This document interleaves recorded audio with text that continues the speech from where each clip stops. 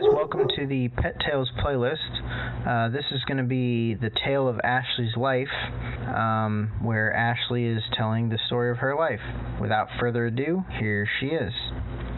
The tale that tells the story of my life is a happy one, but it doesn't start out that way. You see, I was born on a cold morning in February 2007. I only knew my birth mother for a short time, and my biological dad never knew me at all. I was soon abandoned with the rest of my brothers and sisters, 'cause no one wants a half-beagle, half-lab mix. Purebred dogs are worth money, and those uh-oh dogs are worthless, or so I was told. Luckily, I ended up at a no-kill shelter, though, when some nice humans found my siblings and me, and they dropped us off there. I slowly watched as my siblings, most of which look like beagles, get adopted. I, who was much larger and looked more like a plain old black lab, was far less fortunate.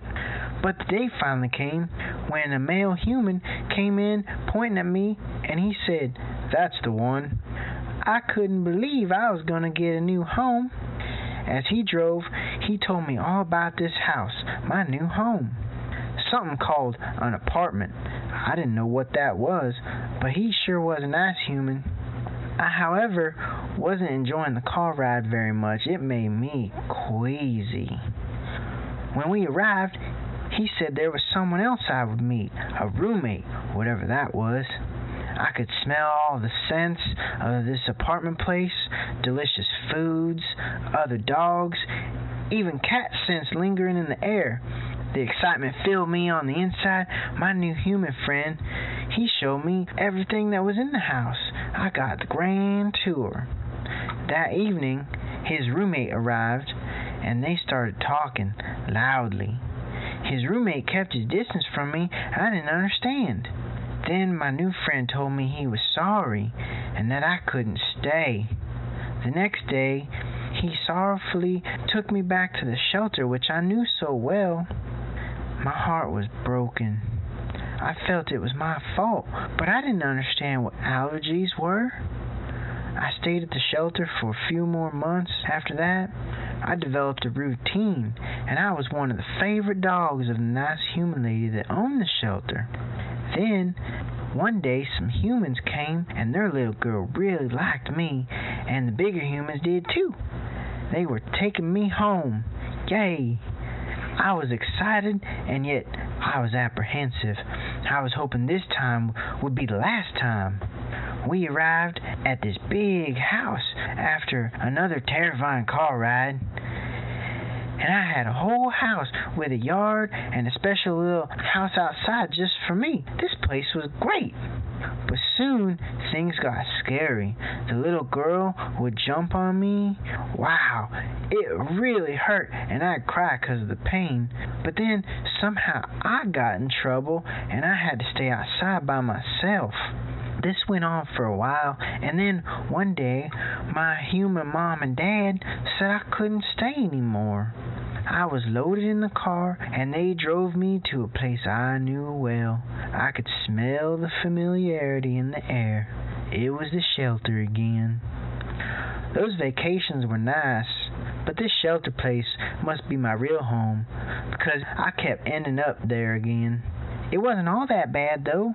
I get to run around most of the day, and I knew when feeding time was. At this point, I was about 7 months old when another human male showed up.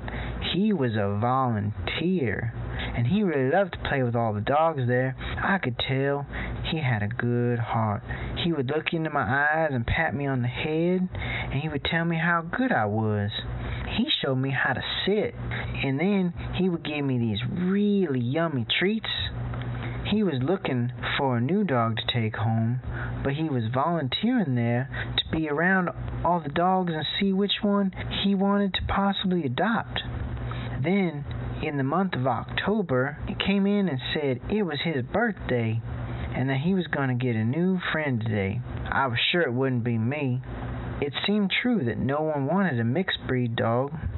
He worked a full day that day at the shelter, spending what seemed like extra time with certain dogs. each time coming back to me, rubbing me on the head, looking into my eyes and saying, "Good girl."